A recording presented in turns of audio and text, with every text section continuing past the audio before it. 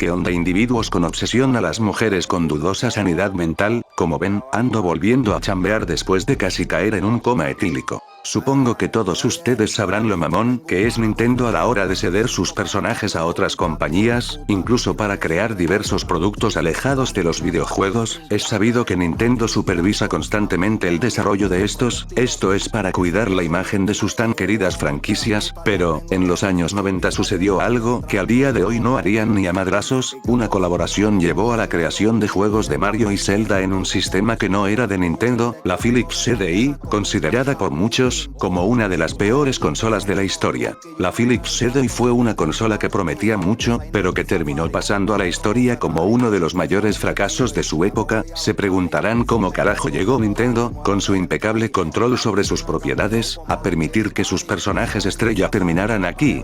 La respuesta tiene que ver con acuerdos fallidos, traiciones corporativas y un intento desesperado de Philips por ganar terreno en la industria. En este video, intentaré explicar qué pasó, qué salió mal, y cómo estos juegos terminaron siendo recordados como aberraciones que sirven más para memes y para aventarles los discos a los vagos de la calle.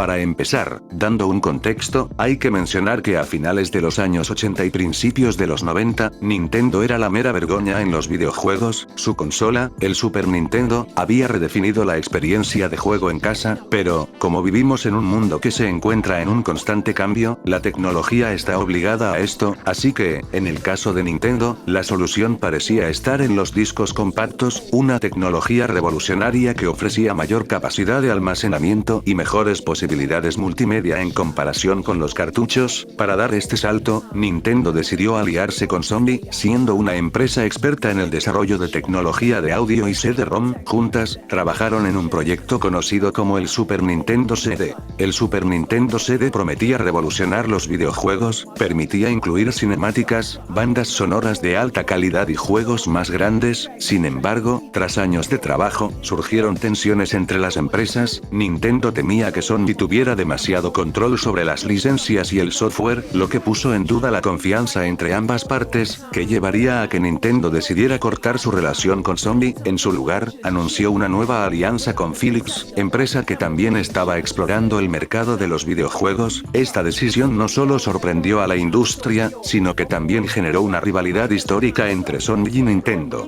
Como parte del acuerdo, Nintendo otorgó a Philips licencias temporales para usar a algunos de sus sagas más queridas, como Mario y Zelda, en juegos exclusivos para la consola Philips CDI, pero, este movimiento terminó muy mal. Philips utilizó estas licencias para desarrollar juegos como Zelda, The Wand of Gamelon, Link, The Faces of Evil, y Hotel Mario. Sin embargo, estos títulos se produjeron con recursos limitados y sin la supervisión directa de Nintendo, lo que resultó en juegos demasiado chafas, teniendo problemas en casi todos los aspectos, como controles torpes, gráficos cuestionables, y lo más importante, animaciones extrañas y narrativas bien raras.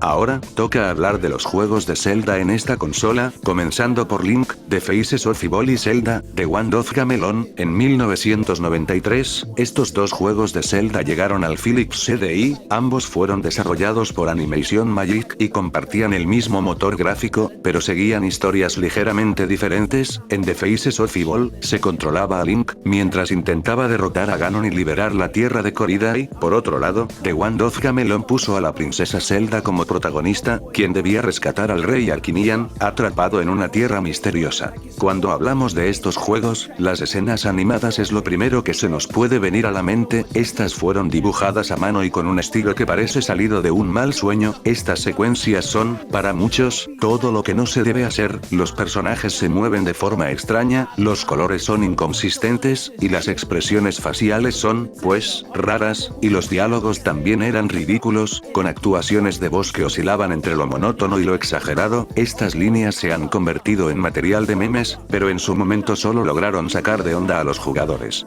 Pero, si las animaciones no eran suficientes, la jugabilidad tampoco ayudaba. Ambos juegos eran títulos de plataformas 2D con combates extremadamente torpes. Para atacar, se tenía que estar perfectamente alineado con los enemigos, lo cual era casi imposible debido a los controles rígidos. Los enemigos aparecían de la nada, golpeando al jugador antes de de que tuviera tiempo de reaccionar, y las plataformas también eran caquita, los niveles eran un caos, aunque había mapas, la falta de señales claras hacía que perderse fuera inevitable, esto obligaba a los jugadores a recorrer las mismas áreas una y otra vez, enfrentándose a los mismos enemigos molestos. Un año más tarde, llegó el tercer y último juego de Zelda para la Philips CDI, Zelda's Adventure. Este título fue desarrollado por Viridis Corporation, quienes decidieron alejarse del estilo de los dos anteriores. Aquí, controlabas a Zelda desde una perspectiva isométrica, lo que al menos intentó diferenciarlo, pero las diferencias no terminan ahí, las escenas de transición fueron reemplazadas por grabaciones de actores reales, pero la calidad era, tipo película no por de 3 pesos. Los fondos eran estáticos y poco inspirados, mientras que los personajes parecían estar grabados en el barrio de mi primo el Cacas. En cuanto a la jugabilidad, aunque la perspectiva isométrica parecía prometer una experiencia diferente, los controles eran aún peores que en los títulos anteriores, mover a Zelda era lento y torpe, y los enemigos no ofrecían ningún desafío más allá de ser castrosos. Para colmo, los tiempos de carga eran ridículamente largos, lo que hacía que cualquier intento de explorar el mapa fuera una patada en las bolitas.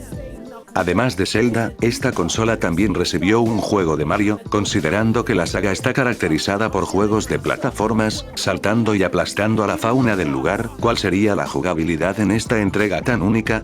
Así es, abrir y cerrar puertas como estúpido. Esta premisa marcó un cambio radical respecto a los juegos tradicionales de Mario. En lugar de explorar mundos abiertos, comer hongos para tener poderes, y derrotar jefes, los jugadores se enfrentaron a una mecánica repetitiva que giraba en torno a cerrar puertas mientras evitaban enemigos. Aunque la idea podía tener cierto encanto inicial, dijo nadie nunca, rápidamente se volvía monótona. De igual forma, este juego contaba con cinemáticas animadas creadas por Animation Magic. Como se esperaba, estas animaciones presentan un Mario y un Luigi con expresiones exageradas, movimientos torpes y voces que no coincidían con los personajes. En cuanto a la jugabilidad, el concepto de cerrar puertas rápidamente se volvía tedioso. Cada nivel consistía en cerrar todas las puertas mientras se esquivan enemigos como Goombas y Koopa Troopas, aunque el diseño del hotel cambiaba de nivel a nivel. Además, el juego también incluía algunos power-ups, como los icónicos champiñones y flores de fuego. Aún así, no lograban añadir suficiente variedad a la experiencia, lo que provocaba que ver cómo la pintura se seca fuera más divertido que jugar esto.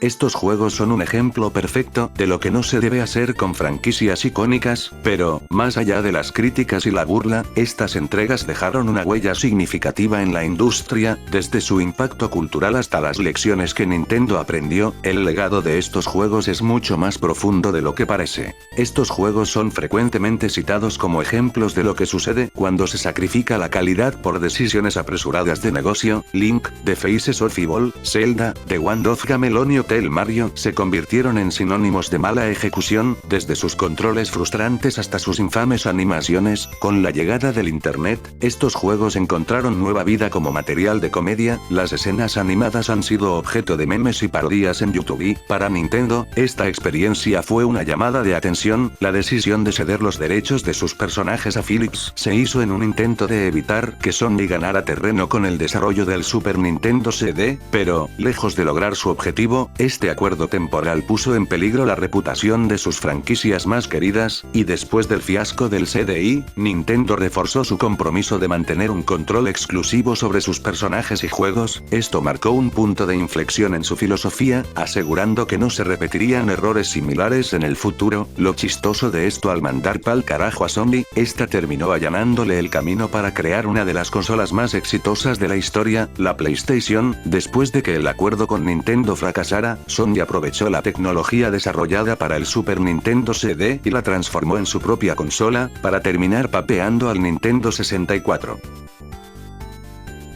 Y ya para terminar, podemos agregar que, los juegos de Nintendo para la Philips CD son, sin duda, un capítulo curioso y único en la historia de los videojuegos. Representan un momento en que incluso las franquicias más queridas y exitosas pueden tropezar cuando se toman decisiones medio pendejas, y este caso es un curioso efecto dominó, que llevó al éxito que hasta el día de hoy, el PlayStation sigue teniendo, dejando un curioso what if en el proceso. Y bueno mugrosos, hasta aquí llegó el video, aquí comenzando el mugroso maravilloso año chambeando como nunca, o sea 4 vídeos seguidos, es algo inaudito, pero bueno, espero continuar con este ritmo por más tiempo, por lo mientras ya se la saben culeros, suscríbanse, síganme carajo, y dale like si por tu culpa doxearon y mandaron a una cariñosa, muy parecida a Dio, al departamento que compartías con tus fracasados roomies, solo porque caíste en un muy evidente catfish de una cuenta con foto de Rapunzel, bueno ya váyanse a la verga.